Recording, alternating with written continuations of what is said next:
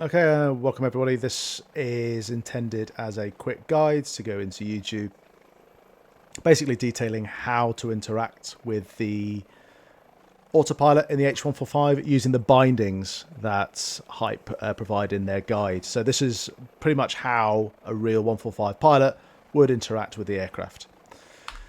So if we jump in, if you've seen my previous Autopilot video, you would have seen that I've sort of shown you how to interact with the iPad and the Autopilot control panel. Let's just turn track IR on. Oh, it's horrible. Let's reset that. There we are. And so, try not to take off. So, looking at the iPad, we've got the Autopilot control panel here. And we've also got the Autopilot control panel down here as well. So actually how we interact with the Autopilot is almost entirely through HOTAS, hands on stick and throttle, through the cyclic, through the collective buttons as well. Good afternoon, Hayden. Welcome. So what this will be is, what do these buttons do? How do we interact with them? And how do we know how to bind them? Well, Hype have been very useful, but they haven't really told us exactly how we're going to interact. So I'm not fantastic at streaming, so apologies, but if you were to navigate to the Hype Performance Center and select your Airbus H145 and click User Guide, it will open up the web page that you need. The web page that will open up will be this one, our Hype Performance H145 User Guide. Over on the left, navigate to Controls and Bindings, and Primary Flight Controls you've probably already got, but these are the big ones. So beep trim and the other important bindings. So I'll go through what we use and kind of what we don't use, and I'll show you how I would use them if I was flying. So first off is going to be beep trim. Let's not worry too much about the yaw pedals, but certainly cyclic, pitch roll, and collective beep. So if I navigate back to Microsoft Flight Simulator and hide the web page from you.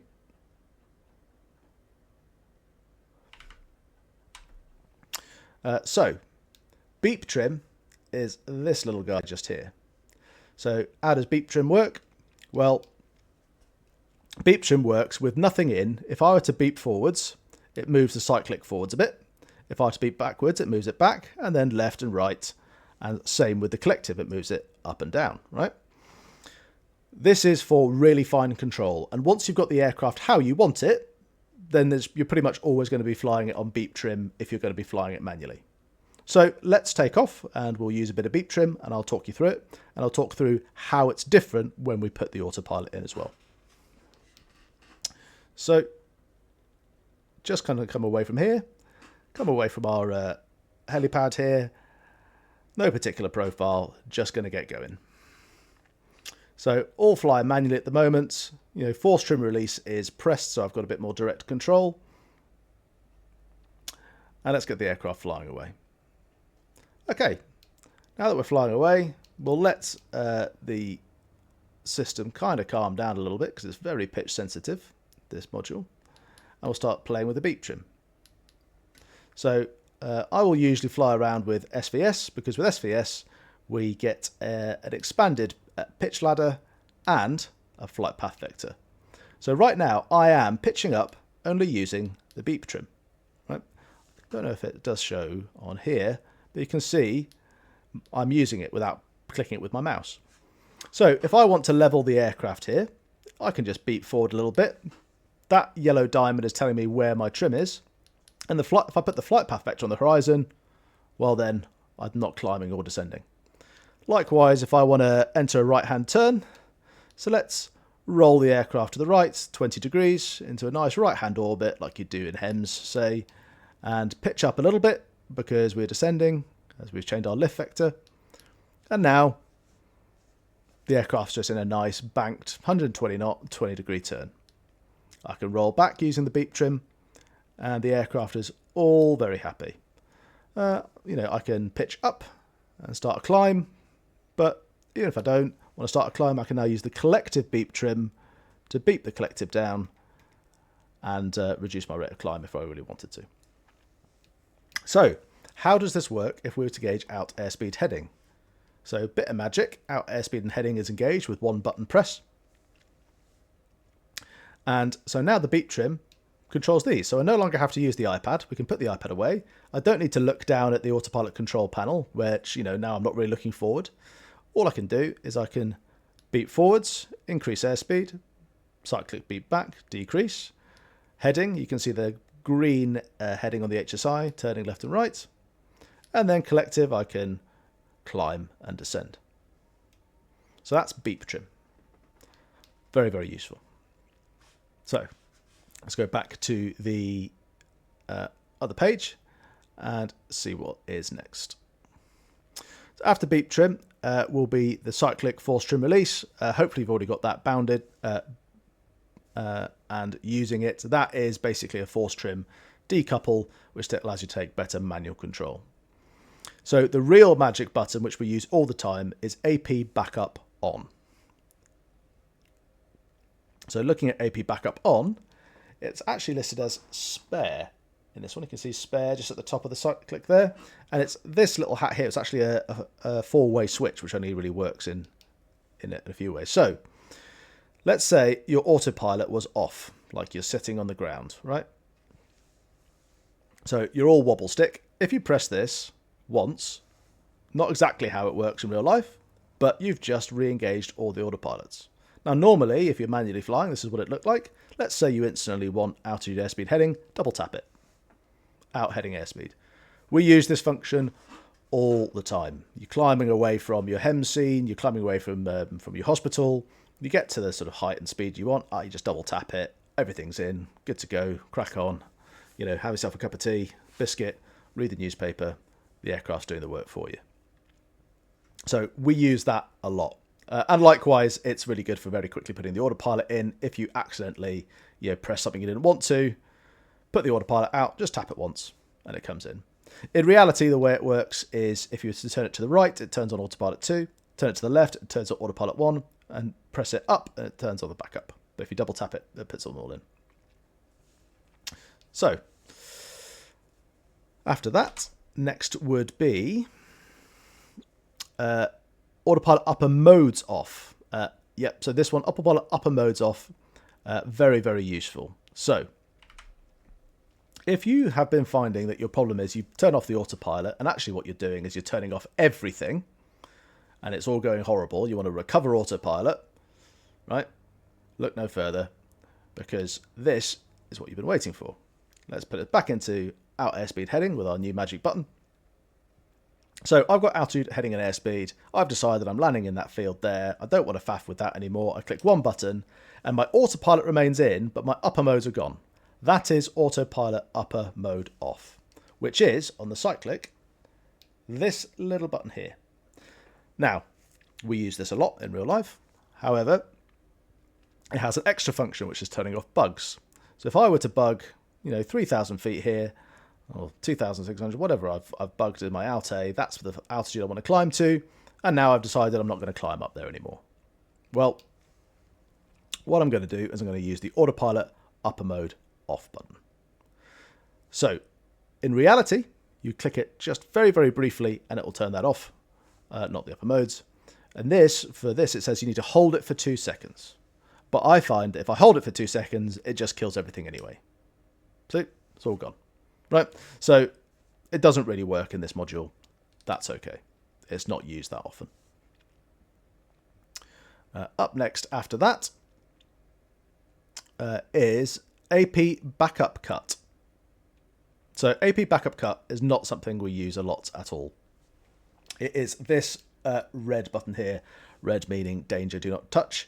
And it basically turns everything into the AFCS system off. But what it does is it does it in increments. So if you were to press that button once, it should take up both autopilots, but leave SAS, the stability augmentation, still running, which is our backup. Press it again, and you go into backup mode. So the only time I use this, after I've landed, I might put it in, but you can shut down the 145 with the autopilot in. It doesn't matter. The only thing you really use it is daily. You'd do the autopilot pre-flight checks, which is this little switch up here. Do the pre-flight checks, and part of that is to cycle through that and check that the beep trim still works without the autopilot. It's the only time I really ever touch it. So unnecessary, but if you want it, go for it. After that is APGTC, which is our auto hover. So this little black button nestled in amongst everybody else is our auto hover. So if you press this once, we already have a collective mode engaged, that will stay.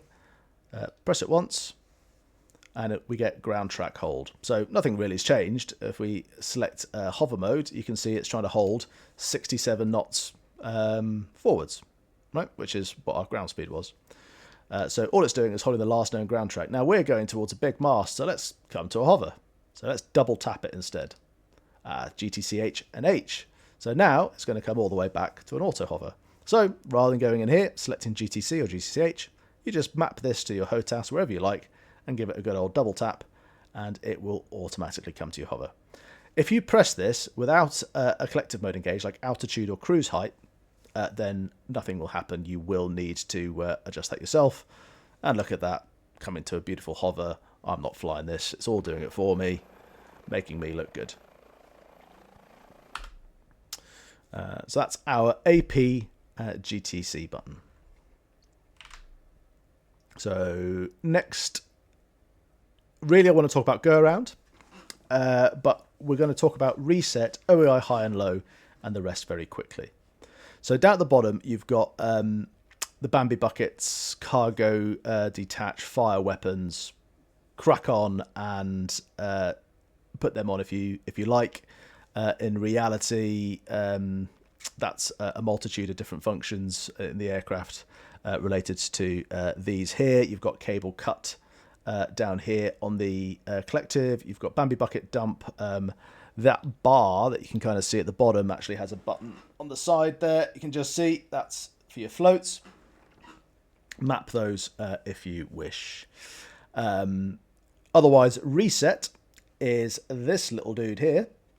You can see it saying reset, and all it does is a repeater of the acknowledge line select key here on the MFD. So if we were to fail something like a generator, so generator 1 disconnected, we'll diagnose the problem, look at the VMS, and in a second, yep, there you go, generator 1 has gone blank, so we know generator 1 has failed. But when something fails, we're going to get this master list attention getter saying, hey, this has gone wrong. Now, we can either click acknowledge, or we can have this mapped. I don't bother personally, but you can have it mapped. You press it and it'll do the same thing as this button. And it'll say, yeah, I acknowledge that the generator 1 is disconnected. Let's go back to a list view so I can see everything that's currently going on and start to diagnose the problem. So let's go back to put our generator back on. Happy days. If you do have that problem, the generator needs to go into the reset, detent, and then norm when you're putting it back on. Then you have OEI high-low, which you can just see written along the collective here. There's a tiny little button just this side of that float bar. This is to do with FADEC, Full Authority Digital Engine Control, FADEC topping of the engine when you are single engine. So an engine has failed, you are now flying single engine, and basically how much power do you want the engine to provide. It's a much more complex topic. I'd love to talk about it, but it's so big and I want to keep this short and sweet. If you're doing OEI operations and you are simulating engine failures, and this is something you want to talk about, let me know. I'm more than happy to do another video on it. So lastly, we have go around. This is the go-to for I want to get out of trouble, really. So let's press it now. So we're out and GTCH. I've never actually pressed this in the in this sim from the hover, so I'd be interested to see what happens. It should go around, and just start climbing away. I'll just double check that we are on the right stream, and there we are. Go around. So instantly it's going to drop the nose and trying to attain 70 knots airspeed, and it's going to try and attain 1,000 feet per minute. Right? So Off we go. This is exactly what the real aircraft would do. That's nice to see. Eventually, once it reaches the parameters it's happy with, it will revert to vertical speed and airspeed, which is really actually what's going on in the background. It just calls it go around when you press it. There it is, vertical speed and airspeed. And now we're at VY, which is our maximum rate of climb. And we're doing 1,000 feet per minute. And using the collective beep trim, we've got 1,000 feet per minute set. Because that's the collective channel, using collective beep trim, we can adjust our vertical speed and get ourselves climbing away from that horrible, nasty mass that's down there. Right? If you're above VY, it will try and decelerate to VY to sacrifice airspeed for climb. When would you use go around? Well, probably the most common time you'd use it would be in a descent on an ILS, and you want to get down to the bottom, but you need to go around because you've got to decision altitude and you can't see anything. Well, that's a brilliant time. Instead of trying to manipulate the controls to climb away, you just click go around and it gets you into the missed approach straight away. Other times you could use it, so if I decouple the upper modes here, enter into a pretty nasty descent. Let's say you've sort of gotten all a little bit confused about what's going on. You just, you've gotten all a bit discombobulated. The aircraft's not doing what you wanted to do. You can click go around and it will at least slowly level the wings, bring you up to VY, start you climbing, and generally put the aircraft back into a happier place for you to retake control. Likewise, it's a good thing to use if you're heading towards some hills, some trees, the weather's bad, you don't like it. Go around is a catch-all, fantastic tool to use in order to get yourself out of trouble. And we will use it day to day as well. So if we did a sort of, mock flight down here, let's say we're trying to get into this HEM site with the houses in front of us. We've kind of come in way too fast, don't really like the way it looks. We're like, go around, please. The real aircraft's a lot faster than this, but, give it a little bit of hand with a bit of power, and it should climb away. And this time, it's not. I've probably asked a bit too much of it there. The module isn't perfect, but the aircraft's pretty good. But, say we're just climbing out of this HEM site here. We've been in this field, and we decide we're going to take off, and we're going to head back to the mainland, take the patient to hospital. So we're coming out of this field into wind-ish, and let's commit here. Got some positive airspeed, and why not just, hit go around. So go around heading. I'm not touching the controls anymore. Good clear out to the right. I'm not going to hit anything. So let's use the beep trim. Let's come right onto heading a 330 towards the hospital. So again, I can have a good look out the window. I don't need to be bothered. Although that has properly decided to really rang it around the corner. Let's take out heading. Let's see if it's happier. There we go. So vertical speed, heading and airspeed, and then double clap the top bit out heading and airspeed, and now we're flying away. That all looked a little bit gash because I was asking a lot for it quite quickly as a demonstration. But ultimately, doing it a bit slower, preparing the aircraft, you can use all these automation tools however you wish. And that's about it really. So quick recap. Cyclic beep trim. Without autopilot, the cyclic beep trim will actually affect the pitch and the roll directly, as seen here, as well as the collective trim will go up and down, although I don't think it works particularly well. In fact, actually it's blanked out, so it doesn't work at this point. But in reality, there's your beep trim for the collective, and it would motor it up and down. It's quite nice for fine control, especially on an ILS. And then the beep trim with everything engaged will adjust our airspeed, our heading, or whatever's in the roll channel, and then the collective one will adjust whatever's in the collective channel, whether it's vertical speed or altitude. We can use our autopilot upper modes off button, this little one here, to just decouple our autopilot, and we can use our autopilot backup on, here listed as a spare, to double tap and get everything back in again. So out heading at airspeed, excellent. And then if we don't like what we see, you can press this little button down here, click go around, and then it will attain 1,000 feet per minute, and it will decelerate for VY. So these are the autopilot systems that we use day in, day out, and are a really useful function, especially for reducing pilot workload and basically being a little bit more accurate. And when I go on and do a few more videos regarding UK HEMS, I'll be using this and continuing to describe as and when I'm using it and why. So any comments, questions, queries, concerns about this sort of stuff, please leave them in the comments. Please head over to YouTube, where I will be putting this up as a useful tutorial for you to go back and use anytime. There's a full autopilot tutorial on there which details exactly how the autopilot is supposed to work. There's an IFR tutorial as well, so how do you fly the H145 when you are IFR, and we're starting to build up a few things about what flying HEMS in the UK is like. So thanks very much for watching, really appreciate it, and hope to see you next time. Thanks again.